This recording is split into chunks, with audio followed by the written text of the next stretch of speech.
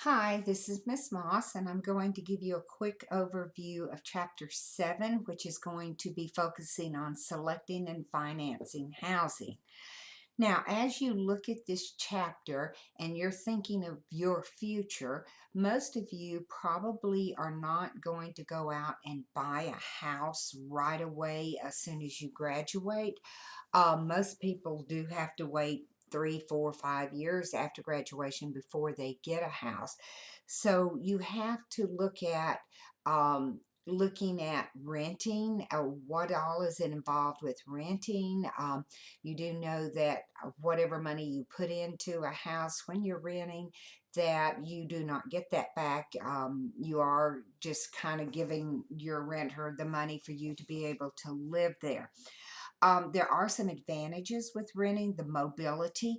If you, when you graduate, do not know where you're going to end up when you finally get a job, and you may be moving across country, and so you don't want to have to worry about selling a house or anything like that. So renting, it does have its again its advantages of being more able to move. It's less responsibility of than owning your own home. Also, it's a little bit of a lower initial cost. You generally will pay the first and the last month's rent in advance, and then you do generally have to pay a security deposit. So as you look around, you want to find the neighborhood you want to live in. Even in that area, I think you would be well to investigate the crime statistics. Look at how close are you to transportation, different things like that when you're looking at renting a house or a condo or an apartment, whatever. Also, if you're single, you may want to consider looking at renting with a roommate. That helps cut down on your cost and different things like that. The second objective is the actual buying your own house, and it involves five major stages.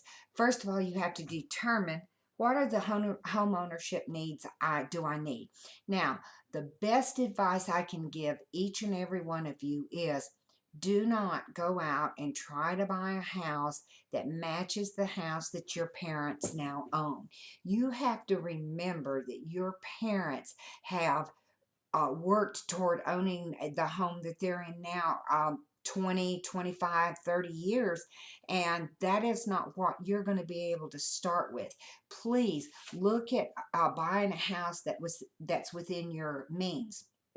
One thing before you ever go to talk with a real estate agent or a mortgage broker is that you know what is your income to debt ratio. That's one thing they look at. You know, how much is your annual income, how much is your monthly bills, and if it's above 30%, they will not loan you the money. So you've got to find out. You know, maybe it means I'm buying a fixer-upper. I'm starting with a 2-bedroom, 1-bath house instead of a 4-bedroom, 4-bath on 10 acres of land or something like that. So do not try to buy without determining those things. The second thing is finding and evaluating the house that you are wanting to purchase. Make sure you walk through it several times. You make sure you have it inspected, that you get a warranty on it, different things like that. Don't just buy a house because you think, oh, this is the perfect house, and then when you find out that it's not the perfect house and you're having to put more money into it, it gets to be a financial burden. Third is the pricing the property. Comparison price. Generally, we always you negotiate and try to get the purchase down a little bit. It's in the area you want to. It is within your means and your budget. The fourth thing is financing the purchase. My daughter-in-law happens to be a mortgage broker, and she talks a lot about young people that come in to buy a house, or young couples that come in to buy a house, and they don't realize that you have to have so much down to pay for it. You have to have a year in advance as far as insurance and taxes. If you have HOA fees, and if you've bought in a subdivision, then you have to have those in advance. So that is a means of money that you have to have in advance. And then the fifth step is closing the real estate transaction. Generally, that is all taken care of by your real estate agent if you're using one, and they use a reputable mortgage company who uses their own lawyers, and everything is taken care of that. But again, you also have closing cost, and you also have points, and you want to negotiate those points if at all possible.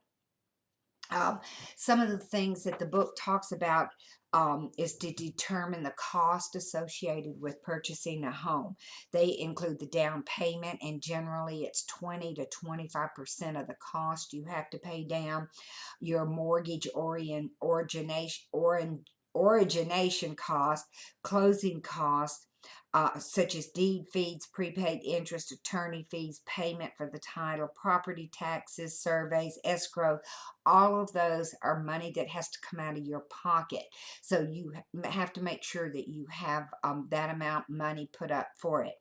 And then after you've been in that house for quite a few years, then you might want to sell it and move up. Again, it's not an easy way to do things, to the transaction of and stress of selling a house, but every time you sell it, you can take the money that you have invested in that house, and you've received, then you can buy a little bit better house, and you can keep up that process until you get to the home that you want for good. Again, don't go out and try to buy that house that mom and dad have right now, because it would put you in such a financial burden that you couldn't afford it. So that's just a quick overview of chapter 7. This week you do not have a discussion board, but you do have your case study, you have your Learn Smart, you have your quizzes. Also, I hope you're working on your final projects. Make sure you get those caught up. We are in week 7, which means you're halfway through. Believe it or not, I know you've had so much fun in this class that you just can't believe it's already halfway through. So have a great week. Let me know if you have any questions, and I will talk with you later. Thanks.